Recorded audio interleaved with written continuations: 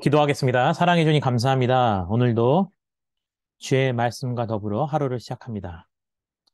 오늘 하루의 삶이 말씀 가운데 살아계신 하나님과 동행하며 살아갈 때 우리의 삶 속에서 살아계신 하나님을 경험하는 은혜의 하루가 되게 하여 주시옵소서. 예수님의 이름으로 감사드리며 기도드립니다. 아멘. 다 함께 성경 봉독하겠습니다. 본문 말씀 전도서 10장 12절부터 20절까지의 말씀입니다. 전도서 10장 12절부터 20절까지의 말씀입니다. 다 함께 봉독하겠습니다. 지혜자의 입의 말들은 은혜로우나 우매자의 입술들은 자기를 삼키나니 그의 입의 말들의 시작은 우매요 그의 입의 결말들은 심히 미친 것이라. 우매한 자는 말을 많이 하거니와 사람은 장래 일을 알지 못하나니 나중에 일어날 일을 누가 그에게 알리리요. 우매한 자들의 수고는 자신을 피곤하게 할 뿐 아니라 자신을 피곤하게 할 뿐이라. 그들은 성읍에 들어갈 줄도 알지 못함이니라. 왕은 어리고 대신들은 아침부터 잔치하는 나라여 내게 화가 있도다. 왕은 귀족들의 아들이요 대신들은 취하지 아니하고 기력을 보하려고 정한 때에 먹는 나라여 내게 복이 있도다. 게으른즉 석가래가 내려앉고 손을 놓은즉 집이 새느니라.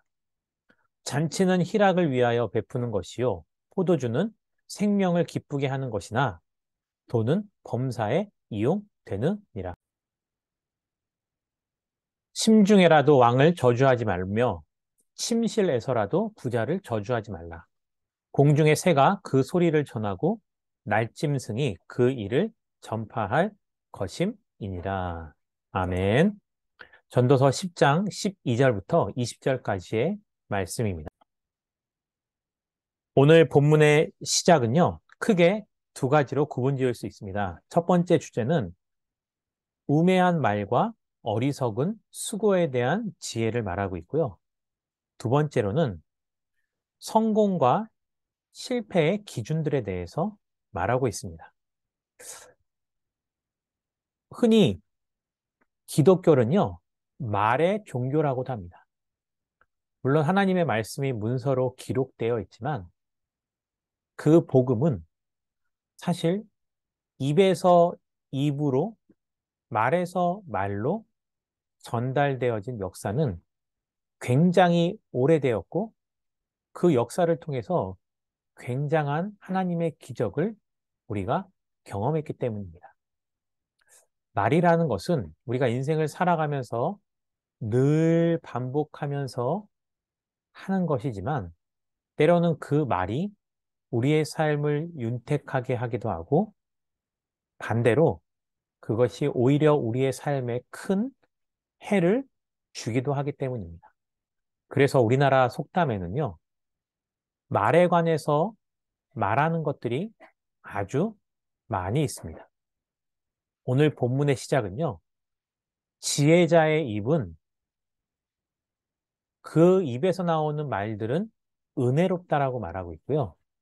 반대로 우매한 자의 입술은 그 입에서 나오는 말로 말미암아 자기 자신을 삼킨다라고 표현하고 있습니다.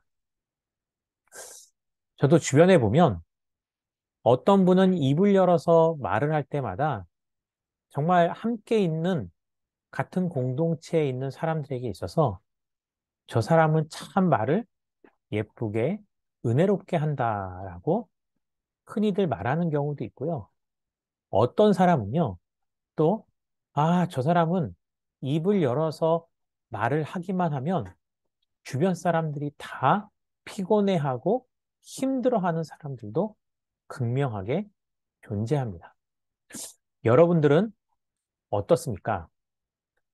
저도 사역을 하면서 사역자 가운데서가 아니고요. 성도들 가운데서도 정말 제가 본받고 싶어 할 만한 그런 교회 어르신들, 성도님들도 많이 계셨습니다. 우리는 때로는 나의 직업과 위치상 말을 많이 할 수밖에 없는 사명이 있다 하더라도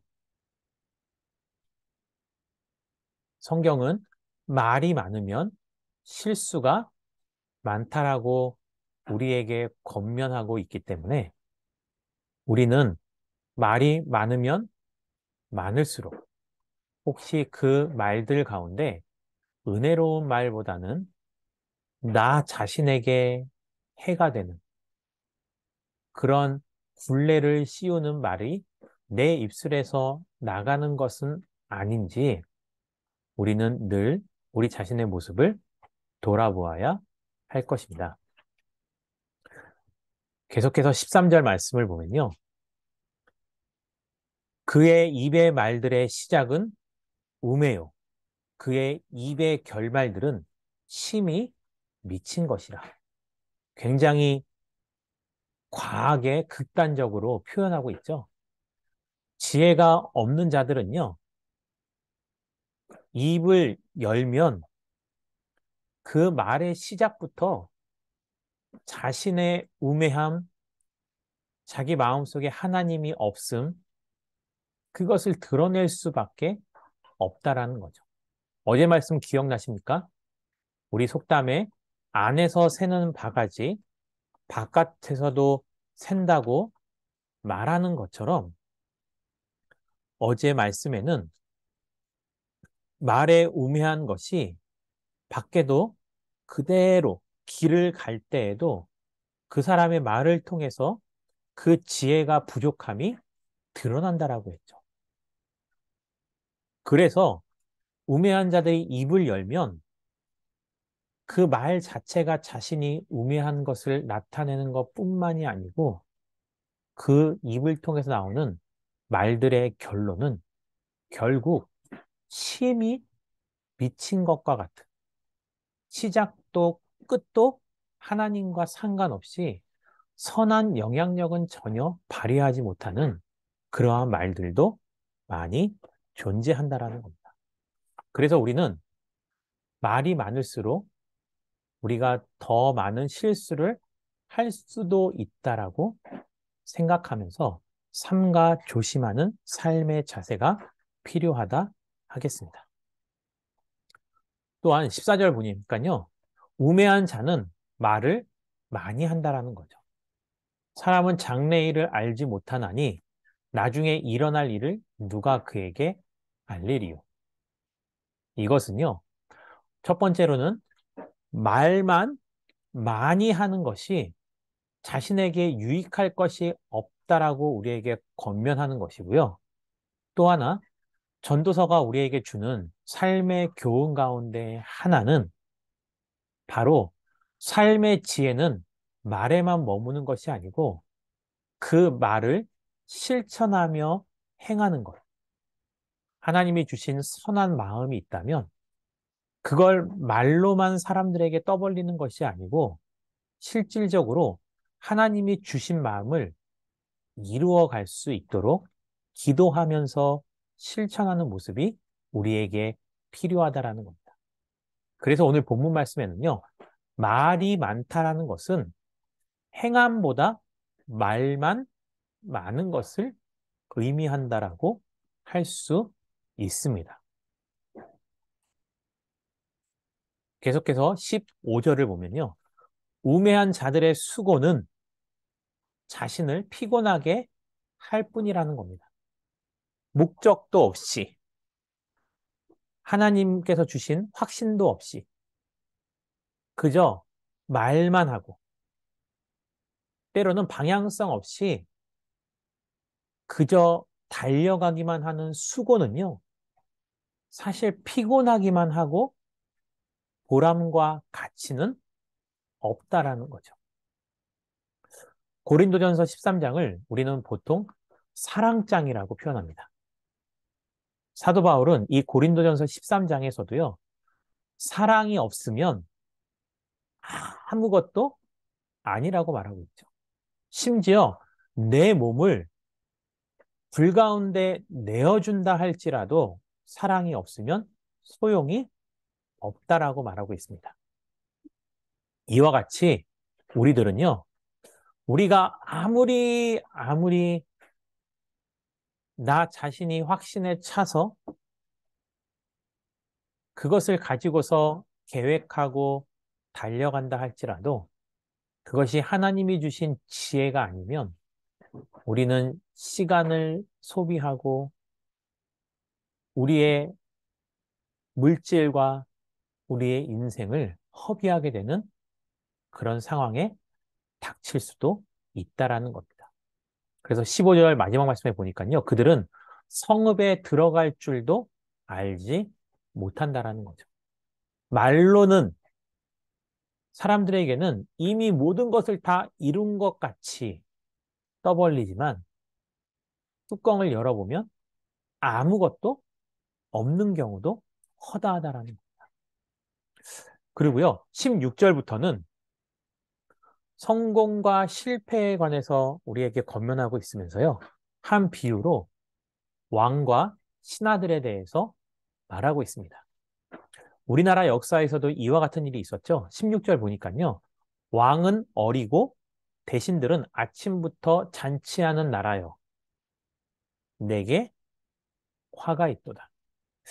여기서 왕이 어리다는 것과 아침부터 잔치하는 대신들은요, 어떤 의미일까요? 그렇죠. 뒷절에도 나오지만 왕이 어리기 때문에 왕으로서 무언가를 결정하고 정책을 진행해 나가는 데 있어서 왕은 대신들의 눈치를 볼 수밖에 없습니다. 그렇다면 어린 왕을 뒤에서 섭정하고 있는 대신들이 올바른 사람이어서 왕이 성인에 이르기까지 본인들이 잘 섬기고 정치를 잘하고 있는 사람들이면 모르겠지만 그 대신들은 하는 일이라고는 결국 아침부터 자신들의 쾌락을 위해서 잔치를 하는 것에 불과하다라는 거죠. 그리고 17절에 보니까요. 왕은 귀족들의 아들이요. 결국 귀족들이 자신들이 마음대로 주무를 수 있는 왕을 세웠다라는 거죠. 하지만 대신들은 취하지 아니하고 기력을 보하려고 정한 때에 먹는 나라여 내게는 복이 있다라는 거죠. 귀족으로서 자기가 하고 싶은 것을 마음대로 할 수 있는 권력은 주어졌지만 아침부터 16절의 말씀처럼 흥청망청 잔치를 즐기는 것이 아니고 자기에게 주어진 책임을 다하기 위해서 자기에게 필요한 때 필요한 것을 먹는 것으로 자기의 권력을 누리는 사람들은 복이 있다라는 겁니다. 사람은 이와 같이 한다는 것이 쉽지 않습니다. 없을 때는 가능하지만 모든 것을 가졌을 때는 그것을 절제하고 내려놓는 것은 참으로 어려운 것이죠. 18절 말씀을 보면요. 집을 관리하는 모습으로서 또 하나의 지혜를 우리에게 말해주고 있습니다. 우리가 일상생활에서도 보면 알겠지만 집이라는 것은요. 사람들이 들어와서 앉아 있어야 되고 생활을 해야 집이 망가지지 않습니다. 상식적으로는 집을 사용하지 않아야 그것이 닳지도 않고 또 집이 튼튼하게 세워져 있을 것 같지만 그렇지 않다라는 겁니다. 사용하지 않으면 오히려 더 빨리 망가지는 거죠. 18절 말씀을 보니까요.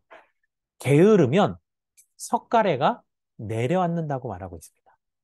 그리고 손을 놓으면 집이 샌다라는 거죠.